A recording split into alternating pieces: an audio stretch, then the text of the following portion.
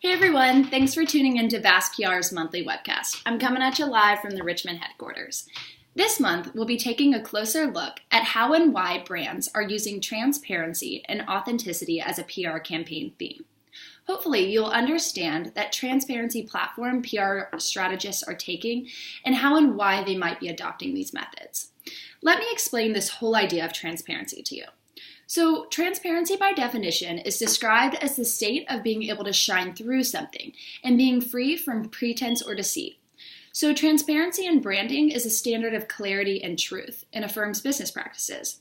So, everything from the manufacturers, the prices, the environmental impact, social cost, it's all being displayed in public records for everyone to see.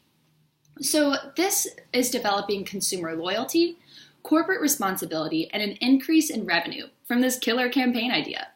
Today, I will mention companies such as Patagonia, Everlane, PRSA, Nike, Levi Strauss, who have all launched real campaigns and have authenticity worked into the very core of their businesses. This lean toward authentic campaign strategies first started in the 1990s. For example, a case study by David Dorey in the Journal of Business Ethics found that in 1990s, Nike and Levi Strauss was the first in their industry to disclose their full supplier lists. Nike and Levi Strauss took it one step further by urging other companies to follow suit. This was crazy in their time because they didn't know if the public was going to take this negatively or positively. So the internet has given us more of a demand for transparency, with info at our very fingertips. According to the Internet Live States Corporation, over 40% of the world's population has access to the internet. In 1995, it was less than 1%.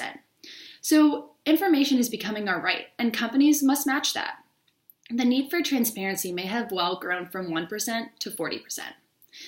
Transparency is trending, and brand authenticity was number 13th on Forbes' marketing prediction list for 2015 and 2016.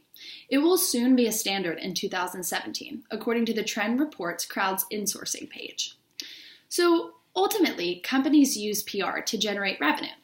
And Robert Eccles, the author of The Value Reporting Revolution, suggests that marketing gives us a higher value to businesses that are authentic. So Eccles shows that full disclosure directly raises revenue. And Everlane is an example of a company that follows this raise in revenue. They are a $250 million startup whose entire business model and PR campaigns are based off of transparency. According to the Fashion Nerd blog, he reported that Everlane completes all of their PR in-house to prove that they're even being transparent on this platform. So it seems to be that the public and millennials are going to demand and expect this from companies.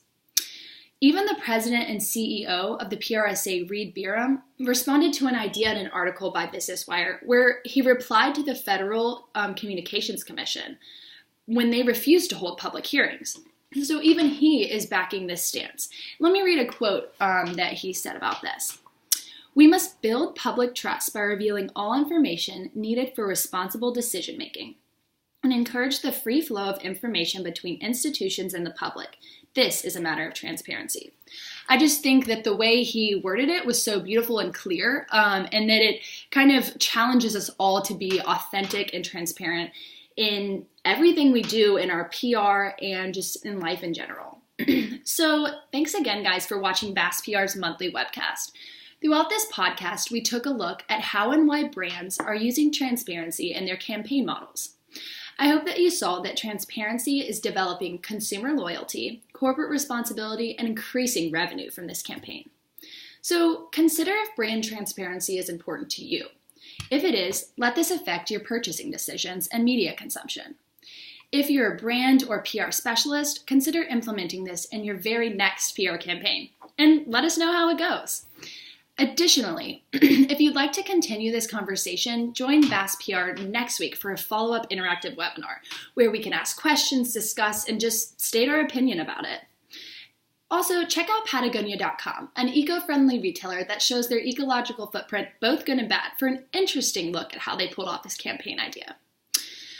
If you'd like to read some fictional literature about it, try The Circle by David Edgars. He gives a very interesting take on this idea of transparency. So, as always, signing off with love, and we urge you guys to stay in the loop with Bass PR. Thanks, guys.